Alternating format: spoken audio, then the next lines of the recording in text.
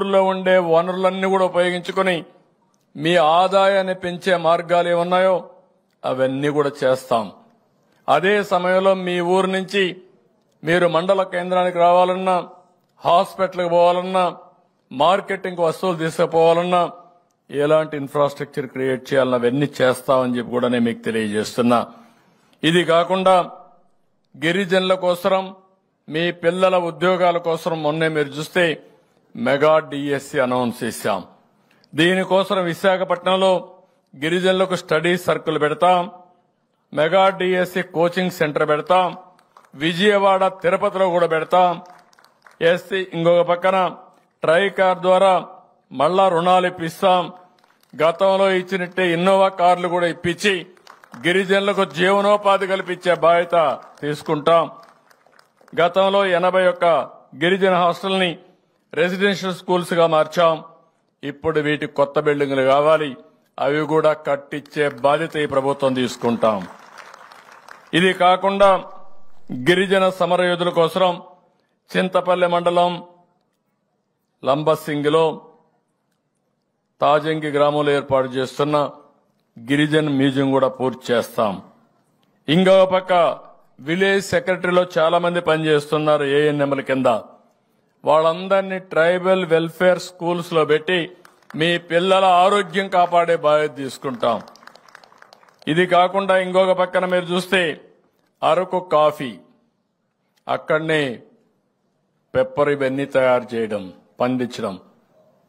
మీకు ఏమేమి చేయగలుగుతామో మీ ఆదాయాన్ని పెంచే మార్గం. ఒక రోజున అరకు కాఫీ ఈరోజు కొన్ని షాపుల్లో ఉంది, కానీ ఇది ఇండియాలో ఉండే అన్ని షాపుల్లో పెట్టి ప్రపంచంలో ఉండే ముఖ్య నగరాల్లో పెట్టే బాధ్యత తీసుకుని అరకు కాఫీకి ప్రపంచవ్యాప్తంగా గుర్తింపు తీసుకొస్తామని చెప్పి కూడా నేను మీకు తెలియజేస్తున్నా. అందుకే ఇప్పుడే చెప్పాను, మొత్తం నాణ్యత ఎట్లా రావాలి, క్వాలిటీ ఎట్లా పెంచాలి, దానికి కావాల్సినటువంటి మంచి రకమైన కాఫీని ఇంకా ఎట్లా ప్రోత్సహిస్తాం. అక్కడి నుంచి మీరు చూస్తే ఆ కాఫీని ఏ విధంగా మ్యానుఫ్యాక్చరింగ్ గా చేయాలి, కాఫీ పౌడర్ గా చేయాలి. అదే సమయంలో దీన్ని మార్కెటింగ్ ఎట్లా చేయాలో చేస్తాం. దీనివల్ల మీ ఆదాయం వాణిజ్య పంటల కంటే ఎక్కువ వచ్చే అవకాశం ఉంటుంది. ఇది కూడా చేస్తామని చెప్పి కూడా నేను మీకు తెలియజేస్తున్నా. ఇంకో పక్క మీ ప్రాంతంలో ఉండే సహజమైన పంటలు, ఎక్కడ కూడా ఎరువు గాని క్రిమి సంహారక మందు వాడనటువంటి ఆర్గానిక్ పంటలు మీరు ఏర్పాటు చేస్తున్నారు. దాన్ని కూడా ఉపయోగించుకుని అవసరమైతే బిస్కెట్స్ తయారు చేసి ఇక్కడ బిస్కెట్స్ గాని మిగిలిన ఇక్కడ ఏమేం చేయగలుగుతాం అన్ని చేసి మార్కెటింగ్ కూడా ఎస్టాబ్లిష్ చేస్తామని చెప్పి కూడా నేను మీకు తెలియజేస్తున్నా. గిరిజన ప్రాంతాల్లో మీరు తయారు చేసే వస్తువుల్ని ఓఎన్డీసీ ప్లాట్ఫామ్ ద్వారా డైరెక్ట్ గా వినియోగదారులకు మీరే అమ్మే ఏర్పాటు చేస్తాం.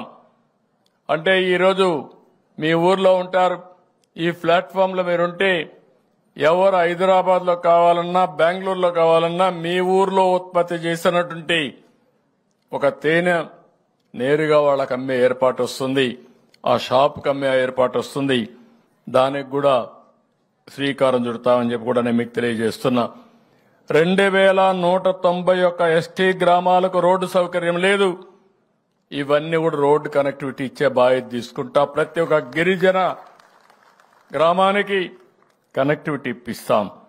దగ్గర 16,816 గిరిజన నివాస ప్రాంతాలకి తాగునీళ్లు లేవు. 2,373 కోట్ల రూపాయలు ఖర్చు పెట్టి ప్రతి ఒక్క ఇంటికి కొళాయి ద్వారా నీళ్లు ఇప్పించే బాధ్యత తీసుకుంటాం. ఇది కాకుండా ఈరోజు జీవో నెంబర్ 3 ఉంది, ఎలక్షన్స్ కూడా ఉన్నాయి విశాఖపట్నంలో. నేను ఆ విషయం కానీ కొన్ని ఉద్యోగాల విషయాలు మాట్లాడలేకపోతున్నా. నాకు బాగా గుర్తుంది, నేనే తీసుకొచ్చిన జీవో అది. దాన్ని ఏ విధంగా మళ్ళా మీ పిల్లల కోసం ఏం చేయాలో అన్ని విధాలా చేస్తామని చెప్పి కూడా నేను మీ అందరికి హామీ ఇస్తున్నా.